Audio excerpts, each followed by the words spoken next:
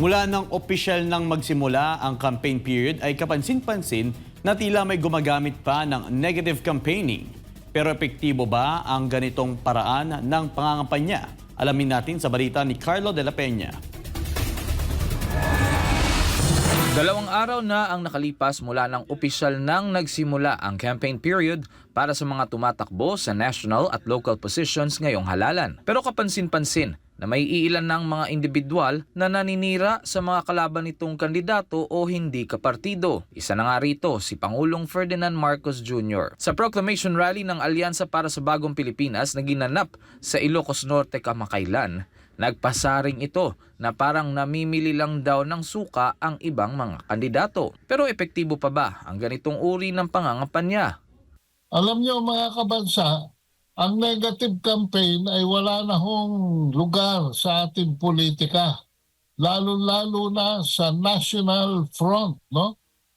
Alam niyo ang mga ginagamit nilang kabulukang kapangyarihan ay nakatuon lamang doon sa mga abot ng local dynasties.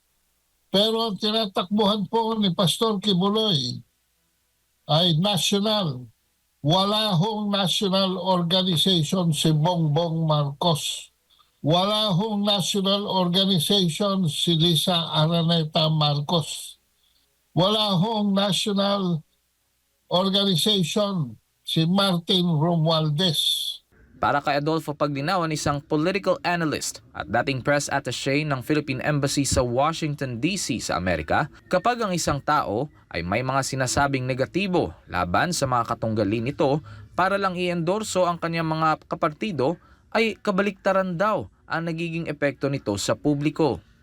The more they do this, the more they will lose this election. Kaugnay naman sa ginagawang negative campaigning laban kay Pastor Apollo C. Kibuloy, spiritual leader ng The Kingdom of Jesus Christ o KOJC, ito ang tugon ni Paglinawan.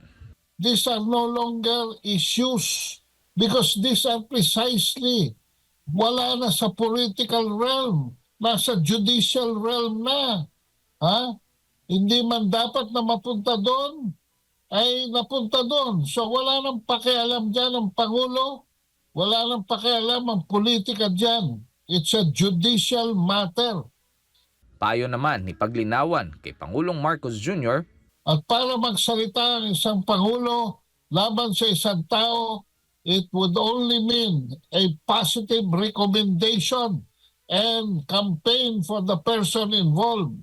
Pagdating sa ekonomiya at kabuhayan, ay nagpaalala si Paglinawan sa taong bayan na kailangang pag-isipang mabuti ang mga iboboto ngayong Mayo, lalo na sa mga tumatakbo sa Senado dahil kung hindi ay Pag nagkamali ka ng boto, para nyo na rin hinusgahan ang inyong sariling kabuhayan.